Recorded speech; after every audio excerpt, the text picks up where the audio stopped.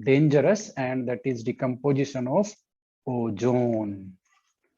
Decomposition of ozone, very very important, very very dangerous example. Okay, ठीक है, तो okay, decomposition of ozone. अब फटाफट देख लो भाई, ये बहुत ज्यादा इंटरेस्टिंग है, और जितना ज्यादा इंटरेस्टिंग है उससे भी ज्यादा इंपॉर्टेंट है ये, ठीक है ना। तो इसका फटाफट ओवरऑल रिएक्शन देख लेते हैं। इसका ओवरऑल रिएक्शन है 2O3 और ये डिकम्पोज होकर के बन गया 3O2। हो गई बात खत्म? इतनी सी बात है क्या? नहीं, बहुत सारी बातें हैं इसमें, ठीक है। अब इसमें रेट लो, इसका मैं एक्सपेरिमेंटल रेट लो आपको पहले बता देता हूँ। रेट लो क्या होगा इसका, ठीक है।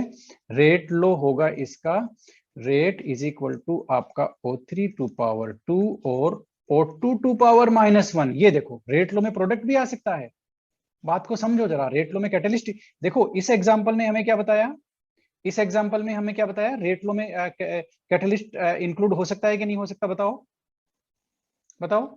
ये एग्जांपल हमें क्या मैसेज दे रहा है? ये एग्जांपल ये मैसेज कर रहा है कि rate of reaction may also be depend on the concentration of intermediate, intermediate नहीं, कैटलिस्ट। कैटलिस्ट की कॉन्सेंट्रेशन पर भी रेट ऑफ रिएक्शन डिपेंड कर सकता है। ये एग्जांपल हमें ये बता रहा है, ठीक है। I- वहां कैटलिस्ट है, यहां पर ये रिएक्शन हमें ये बता रहा है कि रेट लो में प्रोडक्ट की कॉन्सेंट्रेशन भी अपीयर हो सकती है। Basically rate low is the result of A calculation. Okay, तो ये इसका एक्चुअल रेट लो है। ऑर्डर भी बता दो मुझे, एन की वैल्यू क्या हो गई? ये फर्स्ट ऑर्डर रिएक्शन है क्या? यस, ये FIRST फर्स्ट ऑर्डर रिएक्शन, ठीक है। ये लो, हो गया। तो ये जो एग्जांपल्स है, ये हमको ये मैसेज दे रहे हैं, इनको मेंशन करते चलो कहीं ना कहीं। अब हम इसकी मैकेनिज्म देखते हैं, बड़ी ही डेंजरस इसकी मैकेनिज्म। और रेट लो का ये जो कैसे आया ये रेट लो, ये हम देख, ठीक है। इसका मतलब इसकी जो रेट ऑफ रिएक्शन है वो प्रोडक्ट की कॉन्सेंट्रेशन पर भी डिपेंड कर रही है। ओके, यस, ये ओवरऑल फर्स्ट ऑर्डर रिएक्शन है। अब आप इसकी मैकेनिज्म देखने जा रहे हैं। मैकेनिज्म इसकी 2 स्टेप है, वेरी इंटरेस्टिंग मैकेनिज्म। सबसे पहले स्टेप 1 देख रहे हैं, O3 का डिकम्पोजिशन हुआ, मतलब ये एक रिवर्सिबल प्रोसेस है, इक्विलिब्रियम रिवर्सिबल रिएक्शन है ये, O2 में हुआ, ठीक है। O3 का डिकम्पोजिशन O2 प्लस ऑक्सीजन में हुआ, ये आपकी स्टेप 1 है। अब जो फॉरवर्ड रिएक्शन का इक्विलिब्रियम कांस्टेंट है दैट इज K1, और बैकवर्ड रिएक्शन का जो इक्विलिब्रियम रेट कांस्टेंट है ना, वो आपका है K2। ये आपके बैकवर्ड और फॉरवर्ड रिएक्शन के रेट कांस्टेंट है, बैकवर्ड रिएक्शन और फॉरवर्ड रिएक्शन, ठीक है। K1 K2, ओके, ये आपकी स्टेप फर्स्ट है। ओके, स्टेप सेकंड देख लेते हैं। स्टेप सेकंड में ये आपका O3, ये सेकंड मॉलिक्यूल डिकम्पोज हो रहा है, ठीक है।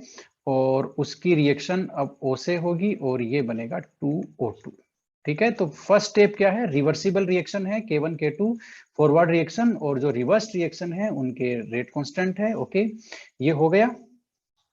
अब देखते हैं, ये रिएक्शन है आपकी फास्ट, ये रिएक्शन फास्ट है और ये रिएक्शन स्लो है। समझने की बात अब है, जरा ध्यान देना।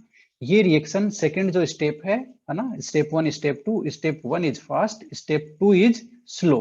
अब आपको रेट लो लिखना है, वो सेकंड स्टेप से लिखना है, राइट? एम आई राइट? बताओ जरा। Yes sir. तो रेट लो आप सेकंड स्टेप से लिखेंगे, तो आप लिखो जरा क्या आना चाहिए। अच्छा हाँ, इसका जो थर्ड स्टेप का जो रेट कांस्टेंट है उसको हमने K3 बोला है, ठीक है। थर्ड को सॉरी सेकंड स्टेप का रेट कांस्टेंट K3 है।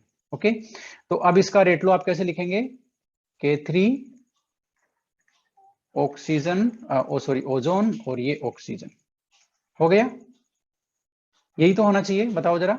स्लो स्टेप से मैंने रेट लो लिखा है, रेट कांस्टेंट मैंने K3 लिया है क्योंकि वो सेकंड स्टेप का रेट कांस्टेंट है।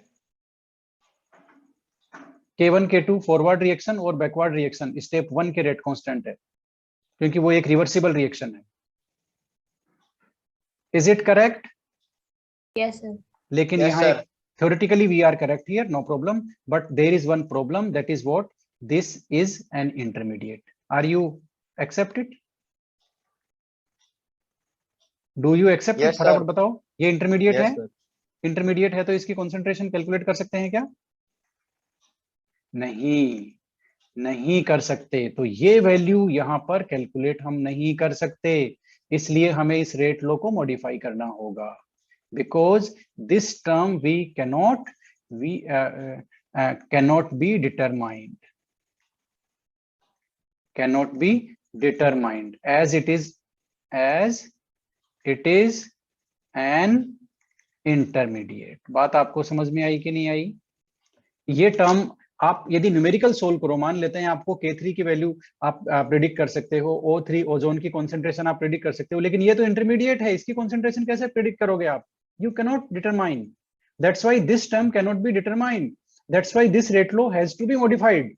बात को समझो, इसलिए हमें इसको मॉडिफाई करना होगा। तो थ्योरेटिकली हमें इस टर्म की वैल्यू निकालनी है कि इस टर्म की वैल्यू क्या है। वो कैसे निकलेगी जरा समझो। फर्स्ट स्टेप इसकी रिवर्सिबल स्टेप है, देख लो जरा स्क्रीन पे। फर्स्ट स्टेप इसकी रिवर्सिबल स्टेप है, इसलिए हम फर्स्ट स्टेप का इक्विलिब्रियम कांस्टेंट कैलकुलेट करेंगे। और हम क्या लिखेंगे? आपको प्रॉब्लम समझ में आई क्या? बताओ, बताना जरा।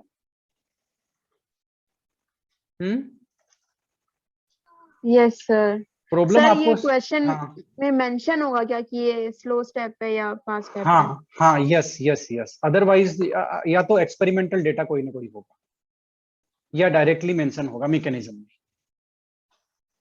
ठीक है ना? Yes, कोई भी sir. क्वेश्चन में वो कोई भी चीज हाइड नहीं होगी जो थ्योरेटिकली अज्यूम नहीं की जा सकती है।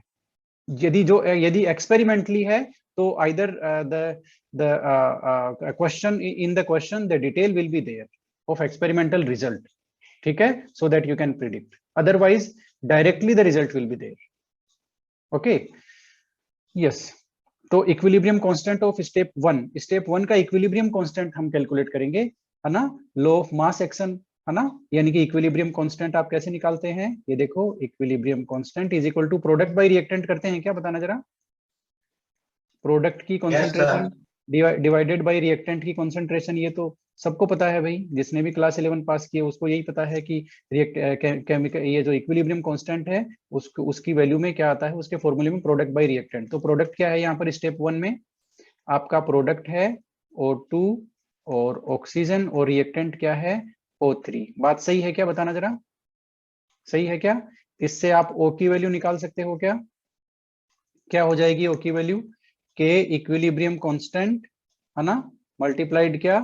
O3 divided by O2। सही बात है क्या? फटाफट बताते जाओ मुझे, स्टेप 1 में बताते जाओ। अब इसकी वैल्यू आपको उसमें प्लेस कर देनी है, किसमें? ये जो इसकी वैल्यू है ना, ऑक्सीजन की मोलर कंसंट्रेशन की वैल्यू किसमें प्लेस करोगे? रेट लो में। रेट लो में प्लेस करोगे तो रेट लो क्या हो जाएगा? देखना जरा, rate is equal to K3, है ना, मल्टीप्लाइड आपका इक्विलिब्रियम कांस्टेंट। सही बात है। और O3 यहां भी है न्यूमरेटर में, वहां भी है, तो ये O3 का स्क्वायर हो गया ओजोन का।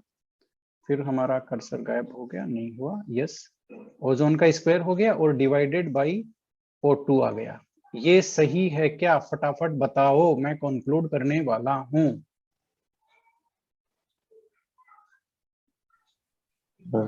हाँ सर, है तो सही। सही है ना? ये हमने क्या किया है, जो हमारी इक्वेशन फर्स्ट है ना, उसमें इक्वेशन सेकंड से ऑक्सीजन वाली जो टर्म है उसकी वैल्यू उसमें प्लेस की है। ऑक्सीजन वाली टर्म की वैल्यू हमें कहां से मिली? हमने इक्विलिब्रियम कांस्टेंट का फॉर्मूला लिखा, उसमें ये टर्म है, तो हमने इसकी वैल्यू फाइंड कर ली, ये है। अब हमने इसकी वैल्यू को उस इक्वेशन में रख दी रेट लो में, तो हमें ये आ गया। अब हम इसको, ये जो कांस्टेंट आप देख रहे हैं ना K3, ये भी एक कांस्टेंट है, ये रेट कांस्टेंट है सेकंड स्टेप का, और ये इक्विलिब्रियम कांस्टेंट ये भी एक कांस्टेंट है फर्स्ट स्टेप का, ठीक है ना? इन दोनों के प्रोडक्ट को, ये इन दोनों का प्रोडक्ट भी कांस्टेंट होगा, उसको हम K प्राइम बोल रहे हैं। ओके, ये प्रोडक्ट है दोनों का। तो अब आपका जो फॉर्मूला है या जो रेट लो है वो आपका ये हो गया, और you will be agree now with this rate law. Yes, are you agree with this one?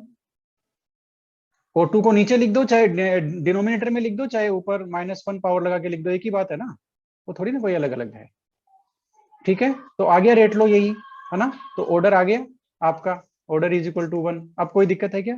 देख लो, ये काफी इंपॉर्टेंट एग्जांपल था, decomposition of ozone, overall reaction देख लो, रेट लो देख लो, फर्स्ट ऑर्डर है, ठीक है?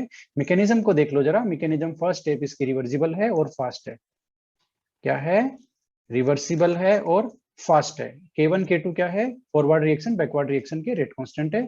फिर सेकंड स्टेप है, सेकंड स्टेप में ओजोन का एक और मॉलिक्यूल ऑक्सीजन से रिएक्शन करके 2 मॉलिक्यूल ऑक्सीजन के O2 के बन रहे हैं, ठीक है।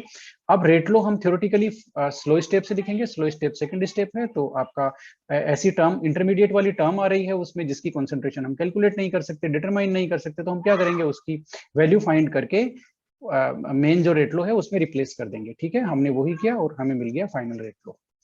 Are you agree with the whole plan? तो ये थे आपके कुछ एग्जाम्पल किसके, कॉम्प्लेक्स रिएक्शन के, है ना। आपने नोट कर लिए होंगे। पहला किसका है, डिकम्पोजिशन ऑफ N2O5, ये ऑलरेडी डिस्कस कर चुके हैं हम लोग। Reaction between NO2 and F2, ये बहुत सिंपल सा है, स्लो स्टेप के बेसिस पे आपको रेट लो देना है।